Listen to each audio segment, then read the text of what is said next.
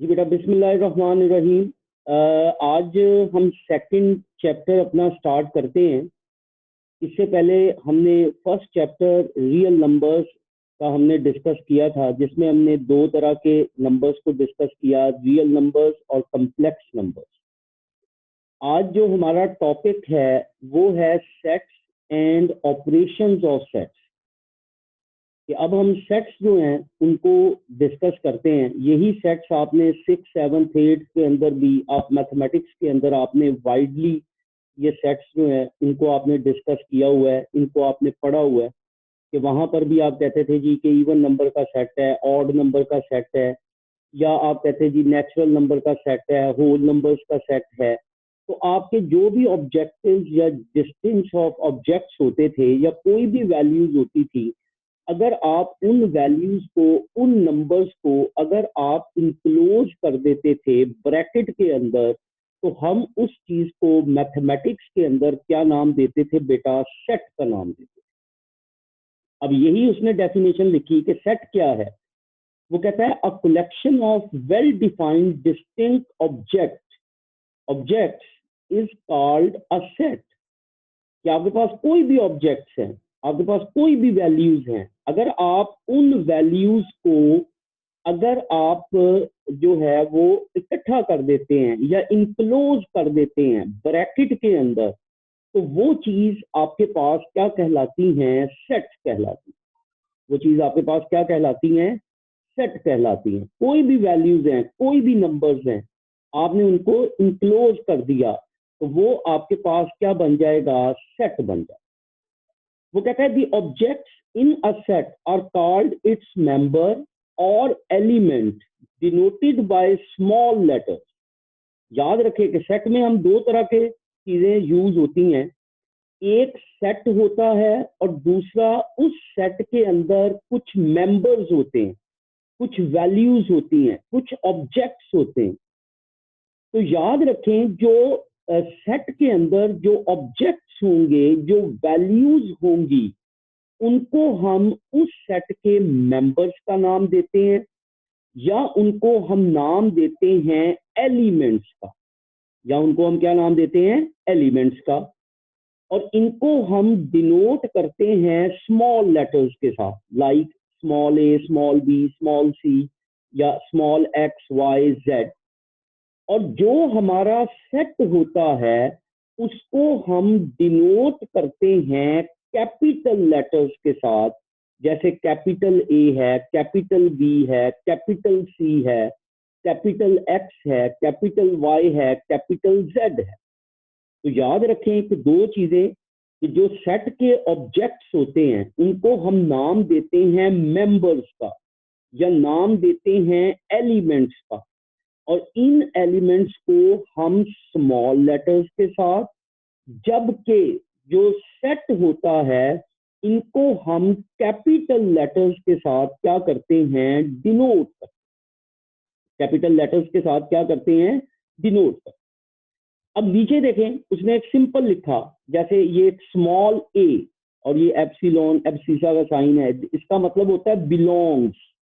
ये जो ई टाइप लिखा हुआ था, इसको इसको हम क्या नाम देते हैं? बिलोंग्स का। तो जब भी हमने बिलोंग का वर्ड यूज करना है तो मैथमेटिकली हम उसको इस नोटेशन के साथ क्या करते हैं? डिनोट करते हैं। तो उसने लिखा A belongs to capital A, that implies that small A belongs to capital A, और we can say A is a member of set A. Small A member है, जबकि कैपिटल ए जो है वो आपके पास क्या कहलाता है? सेट कहलाता है। वो आपके पास क्या कहलाता है? सेट कहलाता है। इसी तरह नेक्स्ट देखिए, उसने लिखा कि small A does not belong. मैंने आपको बताया हुआ है कि जब भी ऊपर जैसे लाइन वो लगाता है तो इसका मतलब कि ये स्मॉल ए जो है वो बिलोंग नहीं करता इसको सेट ए को। इसका मतलब A is not a member of set A. A जो है वो सेट ए का मेंबर नहीं। तो याद रखें, स्मॉल जो लेटर्स होंगे, इन स्मॉल लेटर्स को हम डिनोट करते हैं किसके लिए बेटा? मेंबर्स के लिए, एलिमेंट्स के लिए। जबकि कैपिटल लेटर्स जो होते हैं इनको हम डिनोट करते हैं या इनको हम यूज करते हैं अपने सेट को डिनोट करने। अब याद रखें कि जब भी हमने सेट को लिखना है तो सेट को लिखने के लिए हम 3 तरह के मेथड जो हैं वो हम क्या करते हैं? यूज करते हैं। हमेशा वो कहता है there are 3 different ways of describing a set, कि जब भी हमने सेट को डिस्क्राइब करना है हम उसको 3 डिफरेंट वेज के अंदर, 3 मेथड्स के अंदर हम उसको क्या करते हैं? राइट डाउन करते हैं। पहला डिस्क्रिप्टिव मेथड है, दूसरा टेबुलर मेथड है और तीसरा सेट बिल्डर मेथड। अब डिस्क्रिप्टिव मेथड क्या है? कि आपने अपने सेट को लिखना है किसके अंदर? स्टेटमेंट टाइप्स के अंदर। वो कहता है in this set we describe a set in words. हम वर्ड्स के अंदर लिखते हैं।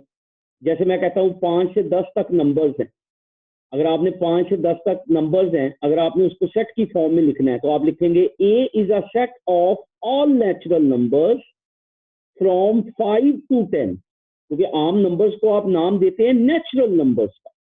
याद रखें जब भी आपने 1 2 3 4 5 6 7 8 9 10 है एंड सो ऑन, ये सारे के सारे क्या कहलाते हैं? नेचुरल नंबर्स कहलाते हैं। तो अब वो कहता है कि नेचुरल नंबर का सेट लिखो 5 से 10 तक।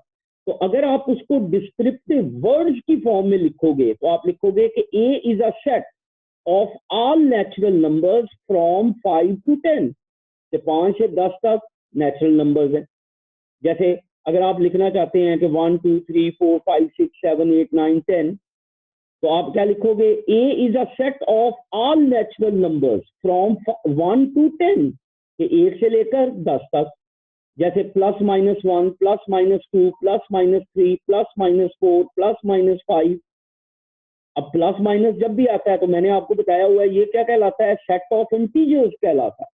तो आप लिखोगे A is a set of all integers from 1 to 10, 1 से लेकर 10 तक के तमाम इंटीजर्स उसके अंदर क्या है? शामिल। कि कोई भी सेट है अगर आप उसको वर्ड की फॉर्म में लिखते हो तो वो क्या कहलाता है? डिस्क्रिप्टिव मेथड कहलाता है। अब टेबुलर मेथड क्या है? कि अगर आप इनको इन मेंबर्स को न्यूमेरिकली आप लिखते हो या इनको लिस्ट ऑफ एलिमेंट की फॉर्म में लिखते हो, डिस्क्राइब करते हो। जैसे वो उसने कहा था कि 5 से 10 तक नेचुरल नंबर लिखो, तो आप क्या लिखोगे? ए इक्वल 5 6 7 8 9 10 और इनको इनक्लोज कर दो किसके अंदर? ब्रैकेट के अंदर। जैसे ये देखे, ये उसने उसको 5 से लेकर 10 तक मेंबर्स लिख के उसने इसको ब्रैकेट के अंदर क्या कर दिया? इनक्लोज कर दिया। जैसे वो कहता है पहले 5 इंटीजर्स का सेट लिखो, तो आप लिखोगे +-1, +-2 +-3 +-4 +-5 तक लिखो, उसको इनक्लोज कर दो किसके अंदर? ब्रैकेट के अंदर।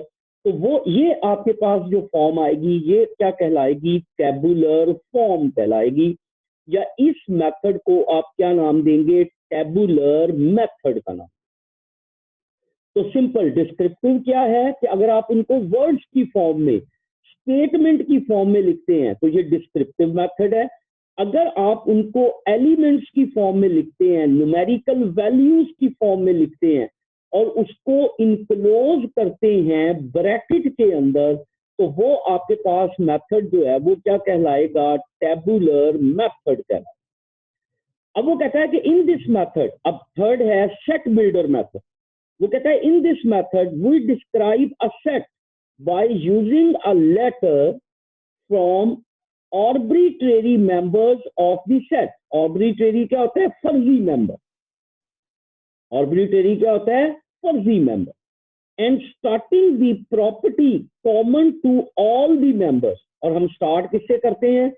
कॉमन एक क्या उसका नाम है? प्रॉपर्टी के साथ। जैसे ऊपर हमने कहा कि 5 से 10 तक नेचुरल नंबर लिखो, तो आप देखें कैसे लिखा। मैं कहता हूं एक्स, एक्स मेंबर है, x belongs to capital N, N हमारे पास 5 से 10 तक जो नंबर्स हैं वो कौन से नंबर्स हैं? नेचुरल नंबर्स हैं। और नेचुरल नंबर्स को हम किससे डिनोट करते हैं? कैपिटल एन से डिनोट करते हैं। तो मैंने कहा कि एक्स जो हमारा मेंबर है ये बिलोंग करता है कैपिटल एन को। ये मैंने जनरल फॉर्म में उसको लिख दिया। सच दैट, अब मैं उसके ऊपर कंडीशन लगा रहा हूं। अब मेंबर हमारे पास क्या है? 5 से लेकर 10 तक। इसका मतलब x लाइज बिटवीन 5 to 10। अगर ये नीचे इक्वल है इसका मतलब 5 शामिल है। लेस इक्वल है, ये देखिए लेस इक्वल है, इसका मतलब 5 शामिल है। अगर ये मैं इक्वल ना लिखता तो फिर इसमें ये 5 शामिल नहीं होना था, बल्कि फिर ये स्टार्ट कहां से होना था? 6 से। अगर 5 शामिल करना है, अगर कोई भी मेंबर, उस मेंबर को आपने उसके अंदर शामिल करना है तो फिर आपने लेस इक्वल डालना है या ग्रेटर इक्वल डालना है। अगर आपने मेंबर शामिल नहीं करना तो फिर आपने लेस या ग्रेटर की फॉर्म जो है वो आपने क्या करनी है? यूज करनी। तो लेस इक्वल इसका मतलब 5 से लेकर कहां तक हो गए? 10 तक। ये आपका बिल्डर फॉर्म है। तो पहले आप एक जनरल एलिमेंट को डिफाइन कर देंगे, करने के बाद जो उसके अंदर एलिमेंट्स हैं उनके ऊपर आप क्या अप्लाई कर देंगे? कंडीशन अप्लाई कर। इसका मतलब x की वैल्यू एक 5 है, 6 है, 7 है, 8 है, 9 है और क्या है? 10। अगर ये x लाइज बिटवीन, अगर आप ऐसे लिखते 5 लेस x लेस 10 तो फिर इसका मतलब x की वैल्यू क्या है? 6 है, 7 है, 8 है, 9 है। क्योंकि अब नीचे लेस के नीचे इक्वल नहीं था, इसका मतलब 5 और 10 इसके अंदर शामिल नहीं। अब देखिए कुछ इंपॉर्टेंट सेट्स उसने लिखे। अब नेचुरल नंबर, अब ये आपने कुछ सेट्स इनको याद रखना है। एन आपका नेचुरल नंबर्स होता है 1 से लेकर इन्फिनिटी तक। डब्ल्यू आपका होल नंबर होता है। होल नंबर, नेचुरल और होल में फर्क क्या है कि अगर 0 आप शामिल नहीं करते तो ये नेचुरल है, अगर 0 शामिल कर लेते हैं तो फिर ये क्या बन जाएंगे? होल नंबर्स बन जाएंगे। ये क्या बन जाएंगे? Whole number. तो होल नंबर क्या होगा? 0 1 2 3 so on. Set of integers आपने पहले भी पढ़ा हुआ है, 0 plus minus 1 plus minus 2 plus minus 3। Set of all negative, अगर नेगेटिव इंटीजर्स का बात करते हैं तो -1 -2 -3। अगर आपको याद हो, अगर मैं नॉन पॉजिटिव की बात करूंगा 0 -1 -2 -3, ठीक है। अगर पॉजिटिव इंटीजर्स की बात करूंगा 1 2 3 होगा। अगर नॉन पॉजिटिव इंटीजर्स की बात करूंगा तो 0 -0, नॉन नेगेटिव इंटीजर्स की बात करूंगा तो 0 1 2 3 सो ऑन। जहां पर वर्ड नॉन का वर्ड यूज होगा उसमें 0 आपने क्या करना है? शामिल करना। उसमें 0 आपने क्या करना है बेटे? शामिल करना। क्लियर हो गया? इसी तरह वो कहता है कि ओ सेट ऑफ, अब याद रखें ओ किसके लिए यूज करते हैं? ऑड इंटीजर्स के लिए।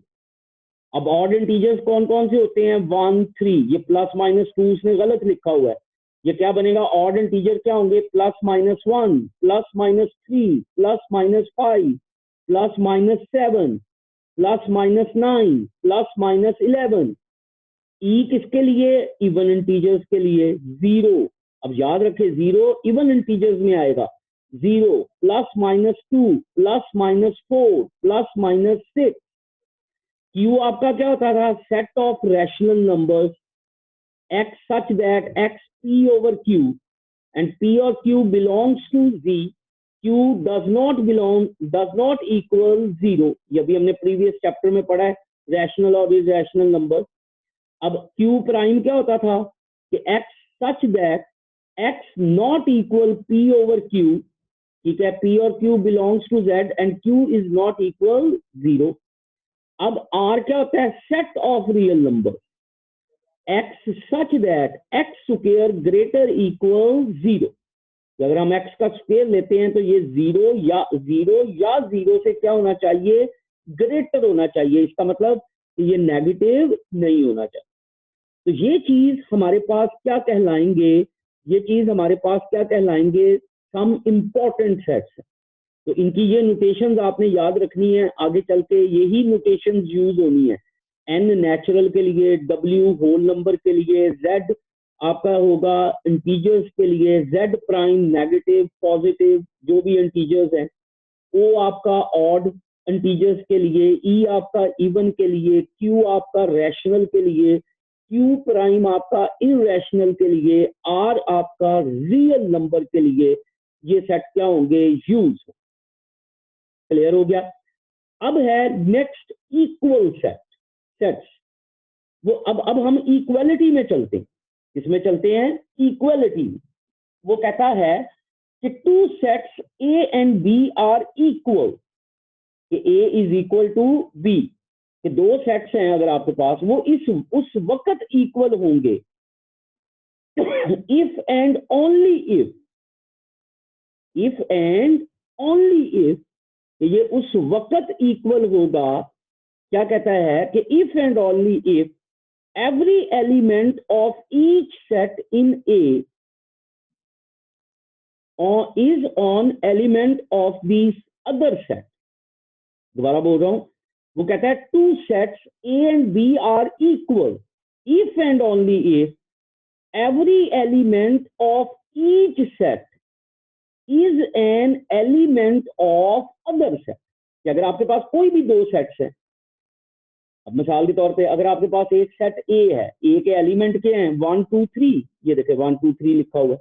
बी के एलिमेंट क्या हैं? 2 1 3। अब अगर आप देखें 1 2 3, बी में भी क्या है?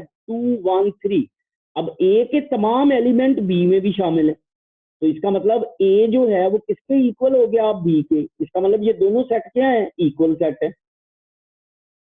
जैसे मैं एक मिसाल देता हूं कि आपके पास एक सेट ए है, 1 2 3 4, एक सेट बी है 2 3 4। अब ए में देखें 1 से 4 तक हैं, बी में क्या है? 2 से 4 तक है। इसका मतलब ए के तमाम एलिमेंट बी में नहीं है, क्योंकि ए में 1 है लेकिन बी में 1 नहीं है। बी में 2 3 4 है लेकिन 1 उसमें शामिल नहीं है। इसका मतलब ए जो है वो बी के बराबर नहीं है, ये जो है वो बी के बराबर नहीं। तो याद रखें इक्वलिटी तब होती है जब दोनों सेट के तमाम एलिमेंट्स जो हैं वो क्या होंगे? इक्वल होंगे। अगर ए में 5 एलिमेंट है तो वही 5 एलिमेंट बी में होने चाहिए। अगर ए में 3 एलिमेंट है तो वही 3 एलिमेंट बी में होने चाहिए। अगर ए में 10 एलिमेंट्स हैं तो वही 10 एलिमेंट्स बी में होने चाहिए।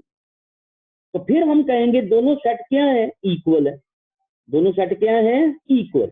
तो जितने एलिमेंट ए के हैं वही एलिमेंट किसके होने चाहिए? बी के होने चाहिए। तो फिर हम कहेंगे both sets are equal. Clear? अब आ गया नेक्स्ट 1 to 1 कॉरेस्पॉन्डिंग।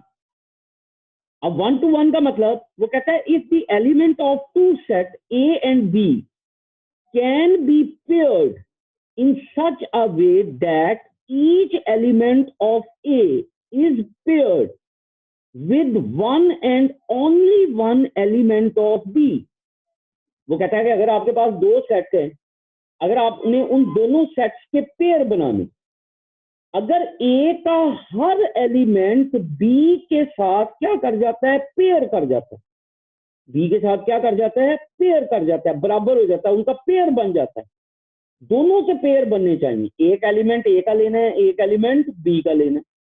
तो अगर वो पेयर्ड बन जाते हैं तो फिर हम कहेंगे ये दोनों सेट क्या हैं? 1 to 1 कॉरेस्पॉन्डेंस। देखें जैसे ये नीचे उसने एक एग्जांपल दी है कि ए उसने लिया 1 3 5 4, बी उसने लिया 0 1 2 4। अब देखें 1 0 के साथ पेयर कर दिया, 3 का 2 के साथ पेयर बना दिया, 5 का 4 के साथ पेयर बना दिया, 4 का 6 के साथ पेयर बना दिया। देखिए ए के तमाम एलिमेंट का बी के साथ पेयर बन गया, पेयर कंप्लीट हो गए सारे। तो हम कहेंगे कि ये दोनों सेट्स जो हैं ये क्या हैं? 1 to 1 कॉरेस्पॉन्डेंस। लेकिन अगर यहाँ पे देखें दूसरी एग्जांपल में, अगर 1 3 5 4, दूसरे में मैंने लिया 0 2 4। देखिए 1 का 0 से पेयर बन गया, 3 का 2 से पेयर बन गया, 5 का 4 से पेयर बना। अब देखिए 4 का पेयर नहीं बन रहा। अब देखिए सेट ए के अंदर 4 एलिमेंट है, लेकिन बी के अंदर अब एलिमेंट नहीं बचा, अब 4 का बी में पेयर, बी के साथ पेयर नहीं बना, तो इसका मतलब ए और बी जो हैं ये दोनों जो हैं वो 1-to-1 कॉरेस्पॉन्डेंस सेट्स नहीं है। तो 1-to-1 कॉरेस्पॉन्डेंस का मतलब क्या होता है कि ए के हर एलिमेंट जो है वो बी के एलिमेंट के साथ उसका क्या बनना चाहिए, पेयर बनना चाहिए। अगर तो पेयर बनता है तो फिर हम कहेंगे वो हमारा क्या कहलाएगा, 1-to-1 कॉरेस्पॉन्डेंस हमारी होगी। अगर वो पेयर नहीं बनता, तमाम के तमाम एलिमेंट्स का पेयर नहीं बनता दूसरे सेट के साथ, तो फिर वो 1-to-1 कॉरेस्पॉन्डेंस सेट नहीं है। क्लियर हो गया। अब इक्विवेलेंट सेट्स क्या हैं, वो कहता है two sets are said to be equivalent if a 1-to-1 correspondence can be established between them।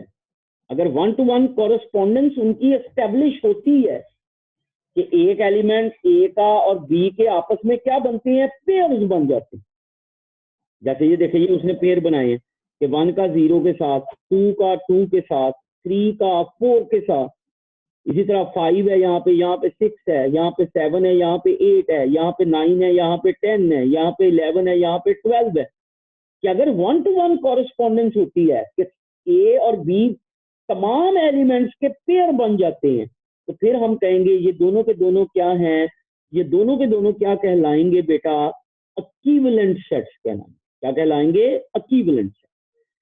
अब सेलिगेंट सेट क्या होता है, a set having only one element, इसको आप सिंपल सेट का नाम भी दे सकते हैं, इसको सिंगल टोन सेट भी बोलते हैं, या इसको आप सिंपल सेट भी बोलते हैं। वो कहता है क्या मतलब है उसका, कि अगर आपके पास कोई भी एक सेट है जिसके अंदर सिर्फ और सिर्फ एक एलिमेंट है, जैसे ये देखें फॉर एग्जांपल उसने 0 लिया, 1 लिया, एफ लिया। अब देखें हर सेट के अंदर एक एलिमेंट एग्जिस्ट कर रहा है, ये सिंगल टोन सेट कहलाएगा। एम्प्टी सेट का मतलब क्या है कि अगर किसी भी सेट के अंदर कोई भी एलिमेंट नहीं है, किसी भी सेट के अंदर कोई भी एलिमेंट नहीं है, इसको आप एम्प्टी सेट बोलते हैं। इसको आप नल सेट का नाम भी दे सकते हैं। इसको आप क्या नाम दे सकते हैं, नल सेट का नाम भी दे सकते हैं।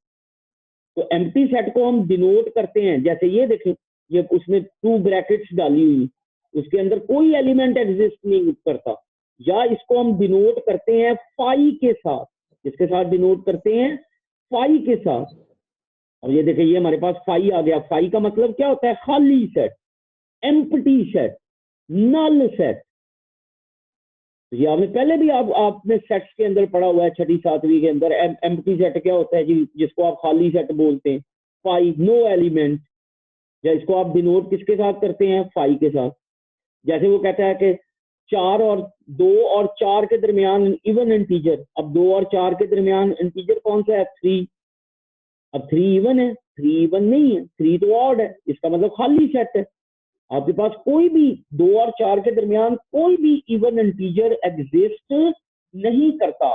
तो याद रखें, जब कोई भी इवन इंटीजर एग्जिस्ट ना करे तो फिर आप उसको क्या नाम देंगे, एम्प्टी सेट।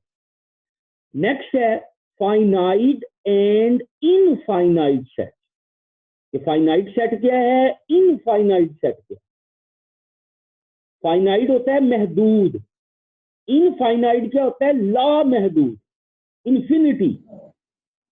फाई सेट का मतलब कि एक ऐसा सेट जिसके एलिमेंट्स को हम काउंट कर सकते हैं, जैसे 1 2 3 4 5 6, 1 2 3 4 5 6 7 8 9 10, 1 2 3 4 5 6 8। या आपने अपने सेट को कहीं ना कहीं पे क्या कर दिया, ब्रेक कर दिया। उसमें फिक्स्ड नेचुरल नंबर्स है, उसमें क्या है, फिक्स्ड नेचुरल नंबर्स है। जैसे देखें ये लिखा, if a set equivalent to set 1 2 3 so on up to n for some fixed natural numbers। क्या आपके नेचुरल नंबर फिक्स हैं, आपका सेट कहीं ना कहीं पे एंड हो रहा है, आपका सेट कहीं ना कहीं पे क्या हो रहा है, एंड हो रहा है, तो फिर आप उसको क्या नाम देंगे, फाइनाइट सेट का नाम देंगे।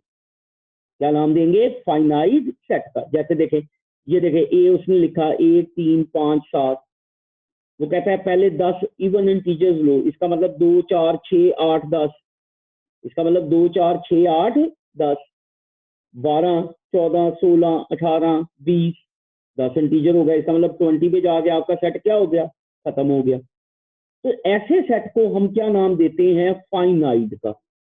और जो सेट आपका क्या होगा, खत्म नहीं होता बल्कि सो ऑन हो जाता, इन्फिनिटी को अप्रोच करता है। जैसे देखें 1 2 3 सो ऑन। अब देखें एंड पे हमारे पास कोई नंबर नहीं आया, एंड पे हमारे पास कोई नंबर नहीं आया, इसका मतलब ये कंटिन्यू है, चलता जाएगा, इनफाइनाइट है, ये क्या है, इन्फिनिटी तक है। तो इसको फिर हम क्या नाम देते हैं, इसको हम नाम देते हैं इनफाइनाइट सेट। तो याद रखें, अगर सेट को हम फिक्स कर देते हैं, किसी भी पॉइंट पे हम उसको राइट डाउन कर देते हैं, तो वो सेट हमारे पास क्या कहलाता है, फाइनाइट। और अगर हमारा सेट सो ऑन की फॉर्म में है, वो फिक्स नहीं है, इनफाइनाइट वैल्यूज हैं, लामहदूद वैल्यूज हैं, वो चलता जाएगा, तो उसको हम क्या नाम देते हैं, इनफाइनाइट सेट का नाम है। अब सेट, उसके बाद है नेक्स्ट, सबसेट क्या होता है। सबसेट याद रखें कि सबसेट का मतलब होता है कि अगर दो आपके पास कोई भी दो सेट हैं, एक ए है एक बी है, अगर ए के तमाम एलिमेंट्स बी का हिस्सा हो, कि ए के जितने भी एलिमेंट्स हैं वो बी में भी हैं, तो हम कहेंगे A is a subset of B. हम क्या कहेंगे, A is a subset of B, या B is a subset of A. और इसको हम राइट डाउन करते हैं, ये जो एक नोटेशन आप देख रहे हैं, इसको हम सब सेट के लिए क्या करते हैं, यूज करते हैं। जैसे ये उसने एक छोटी सी एग्जांपल दी, देखें ए उसने लिया 1 2 3 4, बी उसने लिया 1 2 3 4 5। अब देखें, अब ए के सारे एलिमेंट बी में मौजूद है। देखें ए में 1 2 3 4 है, बी में देखें 1 2 3 4 है, तो हम कहेंगे, अब देखें ए के तमाम एलिमेंट्स बी में मौजूद है, तो हम कहेंगे A is a subset of B, कि ए जो है वो बी का क्या है, सबसेट है। अब देखें, अब अगर मैं इसको उल्ट करता हूं, अब मैं कहता हूं, अब देखें बी के एलिमेंट हैं 1 2 3 4 5, ए के एलिमेंट है 1 2 3 4। अब देखें बी के तमाम एलिमेंट ए में हैं, देखें बी में 5 है लेकिन ए में 5 नहीं है, तो B is not a subset of A subset है लेकिन बी ए का सबसेट नहीं है, बी ए का सबसेट नहीं है। बेटे क्लियर हो गया। तो याद रखें कि अगर एक के कोई भी सेट, अगर उसके तमाम एलिमेंट्स दूसरे सेट में मौजूद हैं, तो जो पहला सेट है वो दूसरे का क्या कहलाएगा, सबसेट कहलाएगा। और अगर एक सेट के एलिमेंट दूसरे सेट में मौजूद नहीं है, तो बेटे उसको वो फिर उसका सबसेट नहीं, उसका सबसेट नहीं। अब प्रॉपर और इम्प्रॉपर सबसेट्स क्या होते हैं, याद रखें। वो कहता है if A is a subset of B and B contains at least one element which is not an element of A, then A is said to be proper subset of B. अब देखें, जैसे मैं इसको example से करता हूं, देखें ए है आपके पास ए बी सी, बी है ए बी सी डी। अब देखें ये तीन एलिमेंट इसके तीन के साथ मिल गए, सिर्फ एक एक्स्ट्रा एलिमेंट बचा, तो हम कहेंगे A is a subset of B, A B का सबसेट है। लेकिन ये प्रॉपर क्यों है, क्योंकि सिर्फ और सिर्फ बी का एक एलिमेंट जो है वो ए में नहीं है।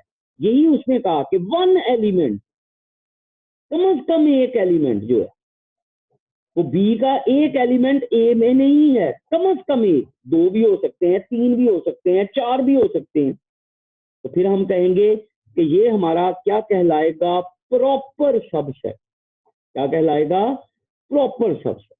अब देखें if A is a subset of B and A equal B, याद रखे अगर A B का सबसेट है और A B के बराबर है, इसका मतलब क्या हुआ कि A के एलिमेंट और B के एलिमेंट दोनों आपस में क्या है, बराबर है।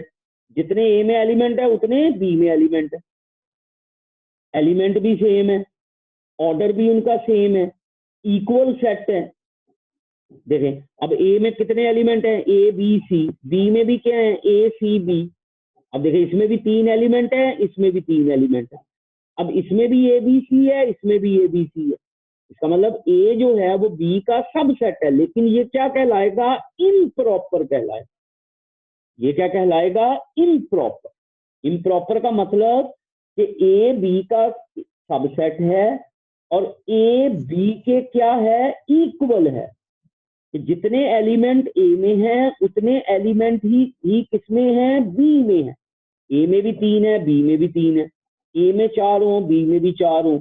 A में 5 है, B में भी 5 है। तो ये क्या बन जाएगा, इम्प्रॉपर। जबकि प्रॉपर क्या है कि अगर A में 3 एलिमेंट है, B में कितने आ गए, 4, तो A प्रॉपर सबसेट होगा। इसको हम इसके लिए वर्ड का यूज करेंगे, प्रॉपर सबसेट। A सबसेट होना चाहिए B का, लेकिन B के अंदर एक से ज्यादा एलिमेंट्स, एक से ज्यादा एलिमेंट्स भी और होने चाहिए। इसका ऑर्डर जो है वो सेम नहीं होना चाहिए। तो फिर इसको हम क्या नाम देते हैं बेटे, इम्प्रॉपर सबसेट का नाम। क्लियर हो गया बेटे, यहां तक।